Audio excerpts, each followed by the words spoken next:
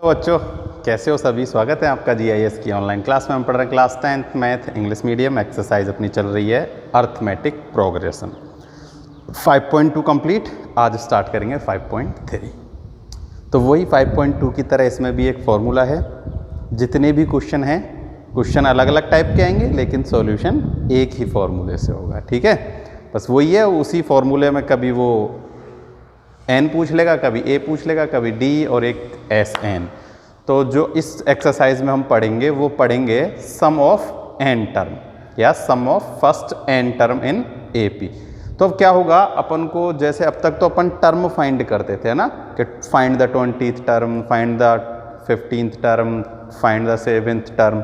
अब हमें क्या होगा, फाइंड करना होगा sum of first 7 term, first 10 term, first 20 term. ठीक है, उन सभी टर्मों का सम फाइंड करना है। ठीक है, तो हम क्या फाइंड करेंगे,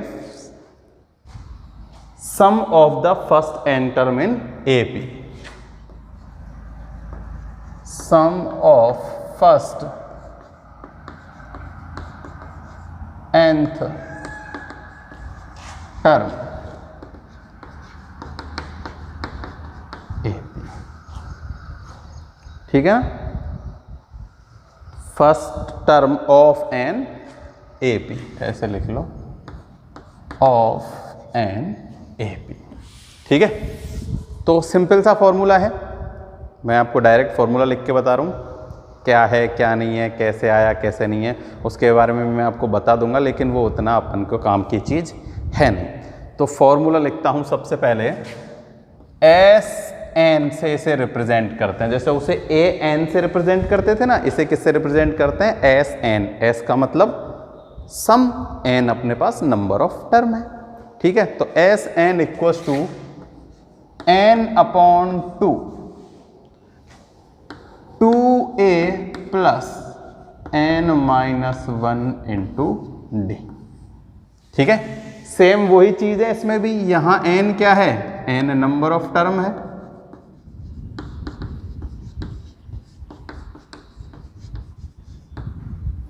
ए क्या है, फर्स्ट टर्म है।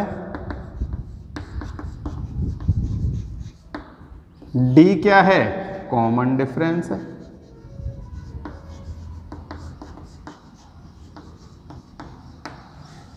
ठीक है, वही सारी चीजें। फॉर्मूला भी देखो बिल्कुल उसके जैसा, ये थोड़ा सा चेंज है। एक तो नई चीज क्या आया है, एन अपॉन 2। उसके अलावा पहले ए था केवल, अब क्या है 2a, और बचा कुछ सेम है एन माइनस 1 इंटू डी। तो n upon 2 plus n minus 1 into D. ये है find the first n term, sum of the first n term का फॉर्मूला। तो अब हमें क्या होगा, वही सिंपल सा एक अर्थमेटिक प्रोग्रेशन गिवन होगी। उसमें कहा जाएगा कि फर्स्ट 25th टर्म का सम फाइंड कीजिए। ठीक है, इसके अलावा क्या होगा, ये ऐसे दे देगा कि फर्स्ट 10 टर्म का सम ये है। ठीक है, तो डी नहीं गिवन होगा, डी फाइंड करना होगा, ए दे देगा। ठीक है, या फिर ऐसे कहेगा कि कितनी टर्मों का सम इतना है। ठीक है, तो यानी कि हमें क्या नहीं गिवन होगा, एन गिवन नहीं होगा, एस एन गिवन होगा। तो एस एन गिवन होगा तो हम एन फाइंड कर लेंगे।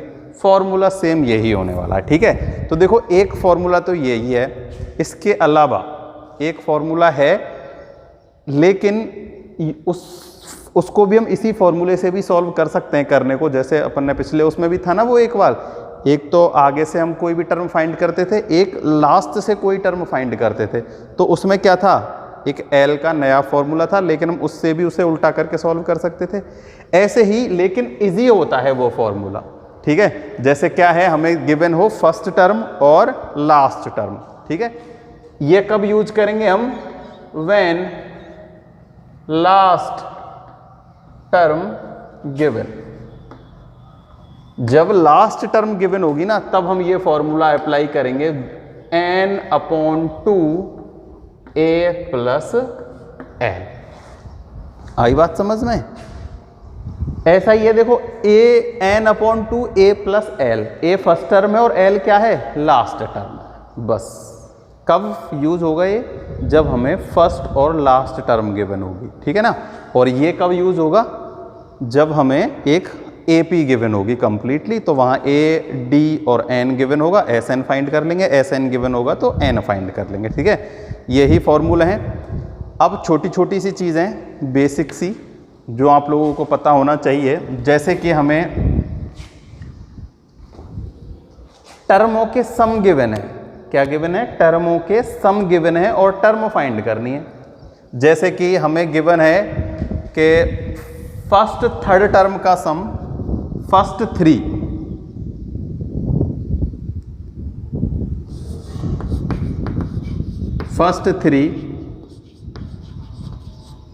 सम ऑफ फर्स्ट 3 टर्म is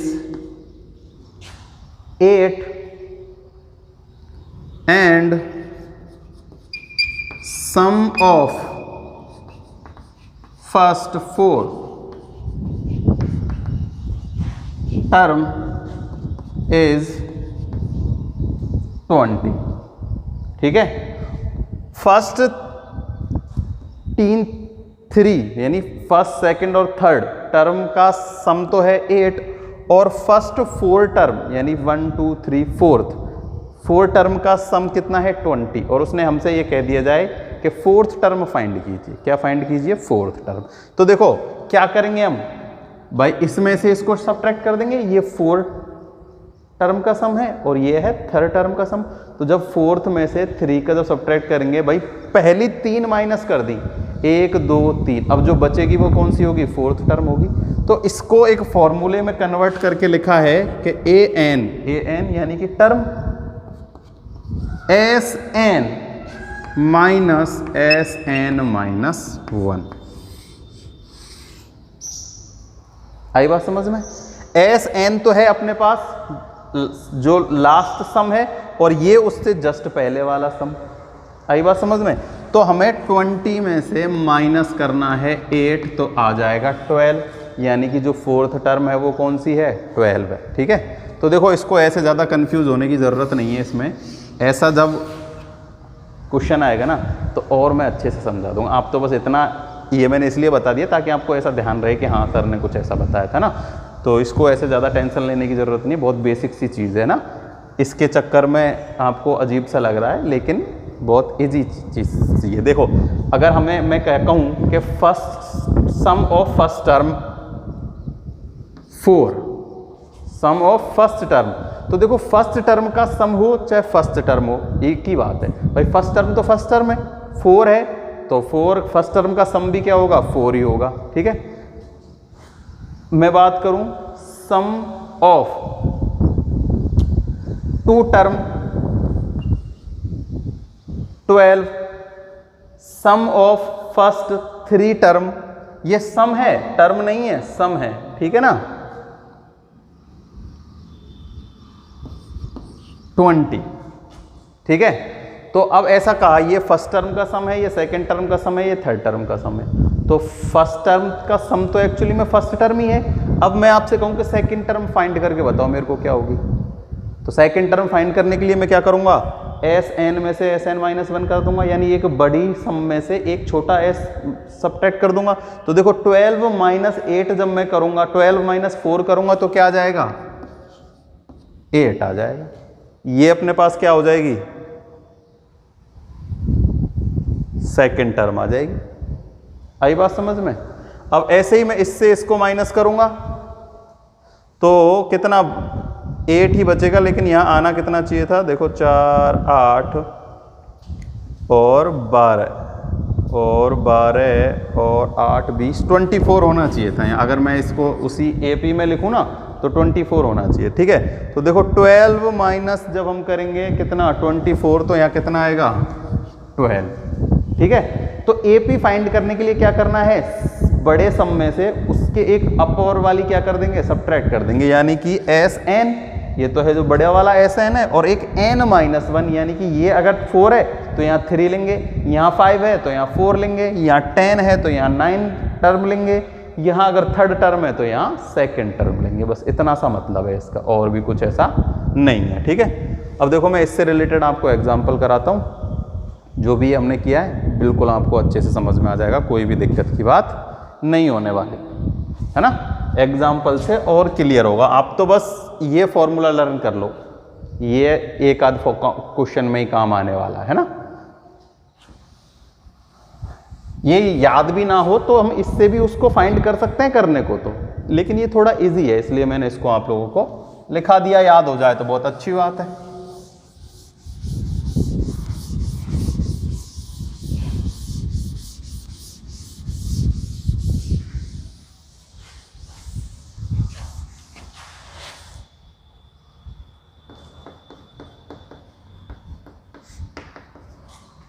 अब अपने पास है एग्जाम्पल 11। तो देखो एग्जाम्पल 11 क्या कह रहा है, इसने कहा है find the sum of the first 22 term of AP 8 3 - 2। AP क्या है अपने पास 8 3 - 2,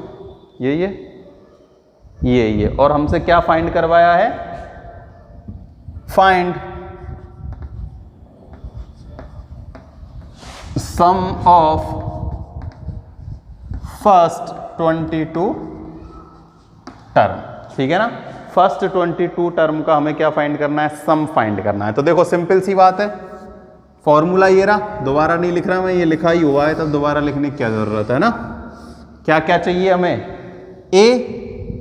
ए अपने पास है 8 फर्स्ट टर्म, अब तक तो याद हो गया होगा ए क्या है, डी क्या है, एन क्या है, ठीक है। डी कैसे फाइंड करेंगे, 3 में से 8 माइनस करेंगे तो माइनस के 5। एन हमें गिवन है कितना है 22 टर्म फाइंड करनी है, सम ऑफ 22 टर्म, तो एन क्या हो जाएगा 22 हो जाएगा। फॉर्मूले में ये सारी चीजें रख दो, सॉल्व कर लो, आंसर आ जाएगा, ठीक है ना। देखो एस एन का मान है 22, n अपॉन 2 22 अपॉन 2, 2 इंटू ए 2 इंटू 8 प्लस n माइनस 1 यानी कि 22 माइनस 1 इंटू में d यानी कि -5, ठीक है। केवल वैल्यू पुट की है फॉर्मूले में। अब जैसे जैसे लिखा है उसी को कैलकुलेशन कर लेंगे। जैसे ये तो S22 ऐसे ही रहेगा, 22 अपॉन 2 11, 2 इंटू 8 16 प्लस 22 माइनस 1 करेंगे तो 21 का माइनस के 5 से करेंगे तो यहां माइनस का आएगा, कितना आ जाएगा 21 5 जा 105,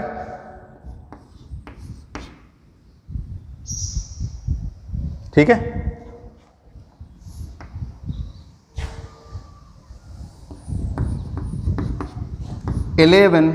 इंटू माइनस करो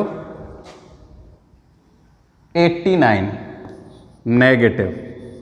नेगेटिव बड़ा है तो नेगेटिव के 89 मल्टीप्लाई कर दो, ये हो जाएगा 11 9 जा 99, कैरी हो गई 9 और 11 8 जा 88 और 9 97 नेगेटिव।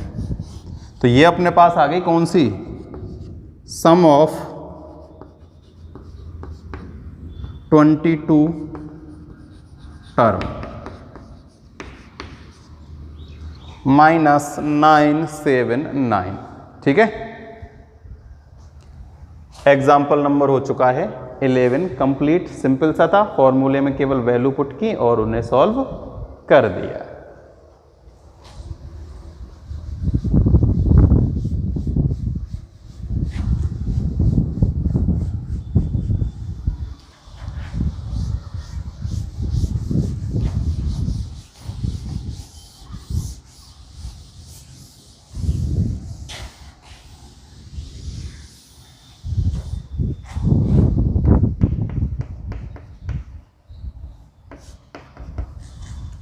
देखो एग्जाम्पल 12 क्या कह रहा है, the sum of the first 14 term in AP is 1050। Sum of first 14 term, sum of first 14 term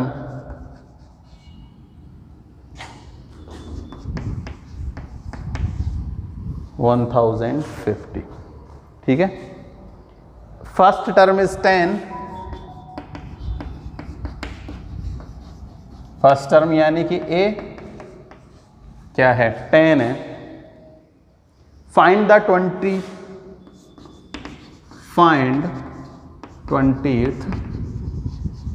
term, ठीक है। क्या फाइंड करनी है? 20th टर्म फाइंड करनी है। अब देखो ढंग से देखो, है ना। अब अच्छे से सवाल नहीं पढ़ोगे तो यही समझ में नहीं आएगा करना क्या है और कैसे करना है। करना आसान काम है सब कुछ, ठीक है। देखो सम ऑफ फर्स्ट 14 टर्म, यानी कि 14 टर्म n की वैल्यू भी गिवन है और an की वैल्यू भी गिवन है, दोनों वैल्यू गिवन है। n तो क्या है 14 और sn क्या है 1050। तो उसने कहा है कि 14 जो फर्स्ट टर्म है उनका सम है ये, कोई बात ना है तो है ही। फर्स्ट टर्म ये है, 20th टर्म फाइंड करो। 20th टर्म फाइंड करनी है। तो देखो पूछी तो उसने 20th टर्म है, लेकिन एक्चुअली में हमको जो प्रूफ जो हमें फाइंड करना है वो क्या है? वो है कॉमन डिफरेंस, d की वैल्यू ऑफ d, क्योंकि यहाँ कहीं भी अपने पास a p नहीं है, d की वैल्यू भी नहीं है। तो सबसे पहले हम d की वैल्यू फाइंड करेंगे, इसी फॉर्मूले से फाइंड करेंगे, ठीक है। क्यों करेंगे? क्योंकि अपने पास सम गिवन है। क्या गिवन है? सम ऑफ 14 टर्म अपने पास गिवन है। तो देखो इसी फॉर्मूले में ये सारी चीजें मैं रख देता हूं। Sn की वैल्यू क्या है? Sn की वैल्यू है 1050, clear, equal to n upon 2। n कितना है? 14 टर्म की सम दिया है तो n की value 14 upon 2 plus 14 minus 1 into D.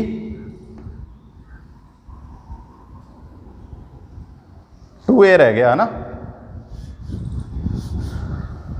Plus 2 into ए, तो 2 इंटू ए की वैल्यू है 10 तो हो जाएगा 20 प्लस 14 माइनस 1 इंटू में डी। आई बात समझ में? इसे सॉल्व करो।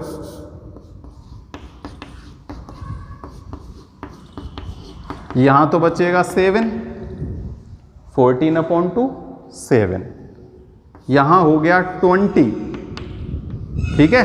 यहां है 13, 14 माइनस 1 13 इंटू डी प्लस के 13 डी,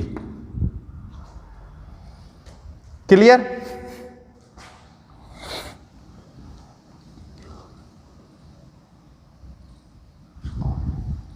इसी से तो मल्टीप्लाई है, कोई दिक्कत नहीं। अब देखो ये है 2a n अपॉन 2, ये है मल्टीप्लाई में, ये मैंने से, ठीक है।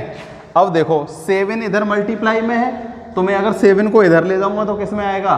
डिवाइड में आएगा ना। 1050 अपॉन 7, यहां बच रहा है 20 प्लस में 13 डी। इसमें डिवाइड दो तो 7 ये हो जाएगा 15 सत्ते 105, यानी कि 150, 20 प्लस में 13 डी। इसको मैं इधर ले लेता हूं, प्लस है माइनस में आ जाएगा, इधर बच रहा है 13 डी। आई बात समझ में? यहां तो बचा 130 इक्वल्स टू में 13 डी। डी की वैल्यू फाइंड करेंगे 130 अपॉन में 30,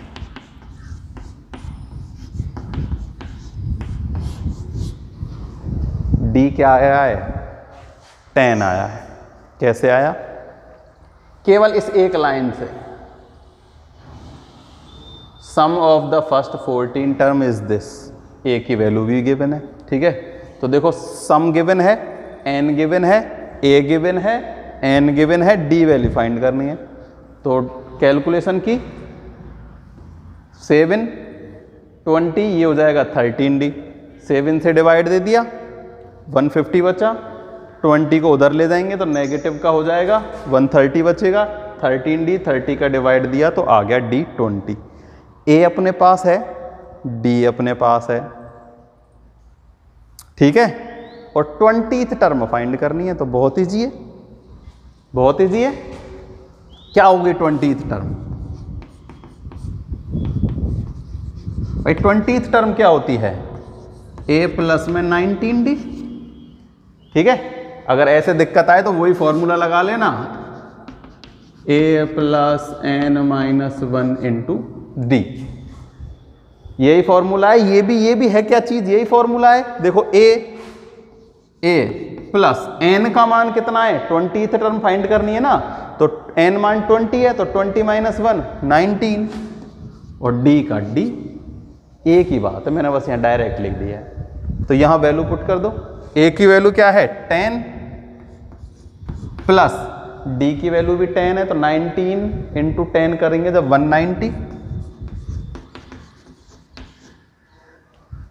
आ गई। कौन सी? 20th term.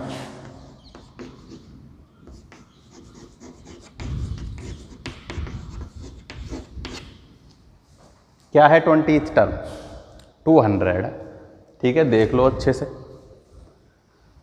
यहां से काम करना स्टार्ट किया है, फॉर्मूला में अप्लाई करके डी की वैल्यू फाइंड कर ली। वही वाला सिस्टम है, चार चीजें हैं यहां भी, एस एन, एन, ए और डी। कोई भी तीन चीज गिवन है, एक चीज पूछेगा। ठीक है, तो यहां उसने डी पूछा नहीं है, 20th टर्म पूछिए, लेकिन डी की हमें जरूरत है, तभी हम 20th टर्म फाइंड कर सकते हैं। उसके अलावा हम 20th टर्म फाइंड नहीं कर पाएंगे।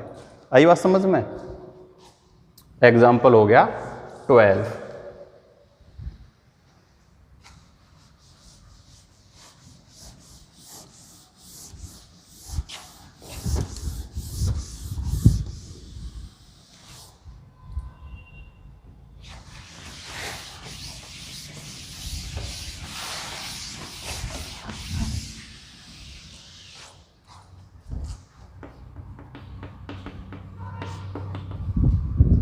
एग्जाम्पल 13, देखो एग्जाम्पल 13 क्या कह रहा है।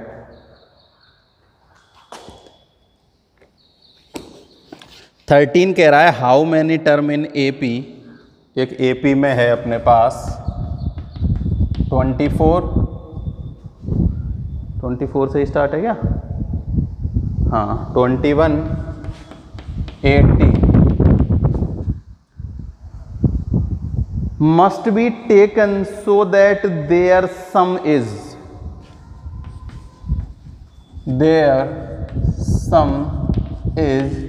78। अब देखो क्वेश्चन समझो, उसने क्या कह रहा है कि इस एपी में हम, ये जो एपी गिवन है ना 24, 21, 18, इसमें हम कितनी टर्म लें कि उन टर्मों का सम कितना हो जाए, 78 हो जाए।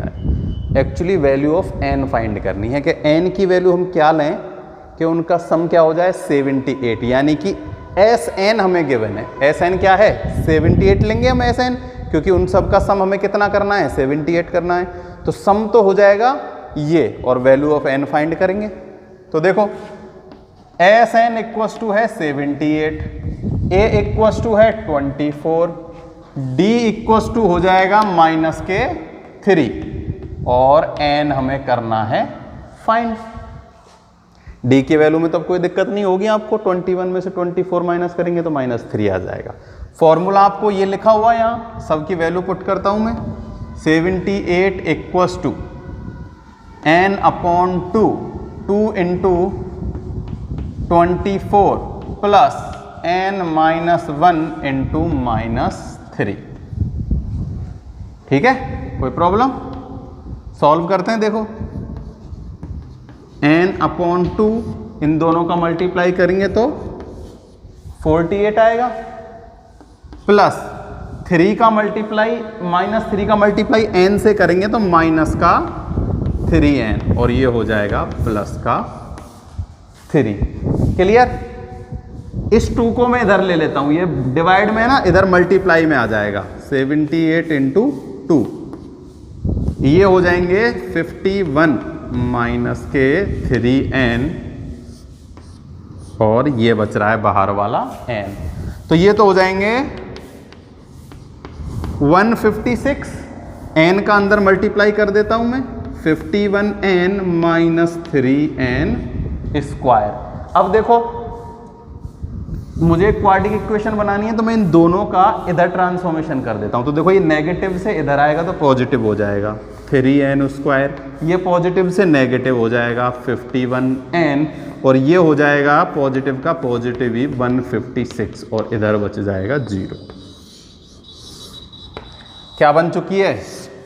क्वाड्रेटिक इक्वेशन बन चुकी है एक। क्या बन चुकी है? Quadratic equation. और मैं आपको पहले ही बता चुका हूं कि क्वाड्रेटिक इक्वेशन में फैक्टराइजेशन से सॉल्व करते हैं अपन, तो फैक्टराइजेशन आना जरूरी है। 4th एक्सरसाइज पढ़े बिना आप ये क्वेश्चन नहीं कर सकते हो। आई बात समझ में? इसलिए मैंने बहुत जोर देकर आपको कहा था कि फैक्टराइजेशन सब पे आना बहुत जरूरी है। अब इसके फैक्टराइजेशन करेंगे तो इसको मैं सिंपलेस्ट फॉर्म में लिखता हूँ। पहले 3 से सब में मैं डिवाइड दे देता हूँ। देखो 3n स्क्वायर में 3 से डिवाइड दिया तो n स्क्वायर, माइनस 51 में 3 से दिया तो 17n, और 156 में दिया तो ये जाएगा 5 और 2 52 बार इक्वल टू 0। माइनस 17 है और इधर है 52। फैक्टराइजेशन करना है 52 के, ऐसे फैक्टराइजेशन करने के ऐड या सब्ट्रैक्ट करने पर क्या है? माइनस के 17। तो ये कितना होता है? देखो 26 इंटू 2 52 होगा, लेकिन नहीं होगा 13 इंटू 4 तो 13 चौके 52। ठीक है, 13 और 4 हो गया, मल्टीप्लाई पर 52 और ऐड करने पर माइनस के 17। तो देखो n square minus 13n minus 4n plus 52 equal to 0। क्या करेंगे? यहाँ से एक कॉमन और यहाँ से एक कॉमन, जैसे हम उसमें करते थे फैक्टराइजेशन में। n माइनस 13, यहाँ से 4n कॉमन आएगा, n माइनस 13, n माइनस 4 और n माइनस 13 इक्वल टू 0। तो यहाँ से तो अपनी फैक्टराइजेशन स्टार्ट हो गई है, ये वाली बिल्कुल कंप्लीट ऐसे ही चल रहे हैं। अब क्या करेंगे? एक बार इसको 0 पुट किया, एक बार इसको 0 पुट किया, तो n माइनस 4 बराबर 0। तो n की वैल्यू एक तो आई है 4, एक n की वैल्यू क्या आई है? 13। तो n अपने पास जो है वो क्या है? 4 और 13, यानी कि 4 भी हो सकता है और 13 भी हो सकता है। अब आप ऐसे सोचोगे कि सर एक ही अर्थमेटिक प्रोग्रेशन में वैल्यू ऑफ n 2 कैसे हो सकती हैं? तो देखो यहाँ इस कंडीशन में हो सकती हैं। क्यों? क्योंकि देखो ये जो है ना कम होते जा रहे हैं। ठीक है, देखो 24, 21 और 18 के बाद क्या आएगा? 15 आएगा। अब आप इन चारों टर्मों को ऐड करके देखना, 70, 80 आएगा। ठीक है, लेकिन जब हम और आगे चले जाएंगे, ठीक है, तो आगे की संख्या जो होंगी ना वो नेगेटिव होती चली जाएंगी। तो जब 13 हो जाएंगी ना तो वो नेगेटिव पॉजिटिव कट के केवल कितना बचेगा? 70, 80 बचेगा। तो जब d की वैल्यू नेगेटिव में होती है ना, और या फिर पहले अगर नेगेटिव संख्याएं हैं और फिर पॉजिटिव की ओर चलता जा रहा है तो भी ऐसा हो सकता है। ठीक है ना, तो जब भी नेगेटिव पॉजिटिव आएंगे तब n की 2 वैल्यू हो सकती हैं। कोई भी इसमें ऐसे कंफ्यूज होने की बात नहीं है। ठीक है, 4 टर्म का सम भी कितना होगा? 78 होगा, और 13 टर्म का भी कितना होगा? 78 ही होगा। आप 13 तक फाइंड करके देखना, फिर उनको काटा पीटी करोगे तो 78 ही अपने पास बचेगा। तो जो है अपना एग्जाम्पल नंबर हो चुका है 13। आज हम यहीं तक करेंगे। इससे रिलेटेड कहीं भी कैसी भी कोई भी दिक्कत हो जो आज पढ़ाया है, कमेंट बॉक्स में ज़रूर बताना। ठीक है ना, और इसके जो रिलेटेड क्वेश्चन है 13.3 में जो आज हमने पढ़ाया है उससे रिलेटेड उनको करने की कोशिश करना। आप करते हो या नहीं करते हो, बताते तो हो नहीं। ठीक है ना, अगर किया है, कर रहे हो तो बताया करो कि सर हमने ये क्वेश्चन कर लिया। ठीक है ना, आज के लिए इतना ही।